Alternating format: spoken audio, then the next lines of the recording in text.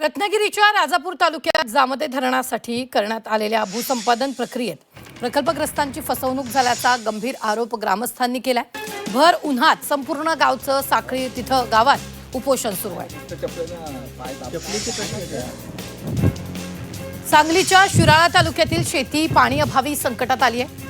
वाकुर्डे उपसा सिंचन योजनेचा आवर्तन तात्काळ सुरू करण्याची मागणी यावेळी करण्यात आलेली आहे। कडाक्याच्या उन्हामुळे शिराळा तालुक्यातील अनेक तलावांची पाणी पातळी घटलेली आहे। त्र्यंबकेश्वर मंदिरात देवस्थान ट्रस्टनं प्रायोगिक तत्वावर सुरू केलेल्या या 2,500 रुपयांच्या सशुल्क दर्शन पावतीला भाविकांकडून उत्स्फूर्त प्रतिसाद मिळतोय। 200 रुपयाच्या तिकिटाचा गैरफायदा घेऊन भाविकांकडून 3 ते 12,000 रुपये उकळणाऱ्या मध्यस्थांच्या काळ्या बाजाराला आळा घालण्यासाठी हा निर्णय घेण्यात आला होता। रत्नागिरी आणि सिंधुदुर्ग जिल्ह्यात विजांच्या कडकडाटासह वादळी पावसाचा इशारा हवामान विभागाने दिला। ही वादळी स्थिती 29 मे ते 31 मे पर्यंत राहणार आहे।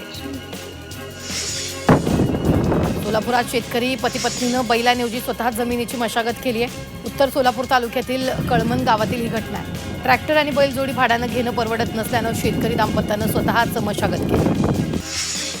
लोणावळ्यातील लायन्स पॉइंट इथं भारतीय नौदलातील एका कर्मचाऱ्याचा 250 फूट खोल दरीत पडून मृत्यू झाला। दरम्यान लोणावळा ग्रामीण पोलीस घटनास्थळी दाखल झाले असून पुढील तपास सुरू आहे।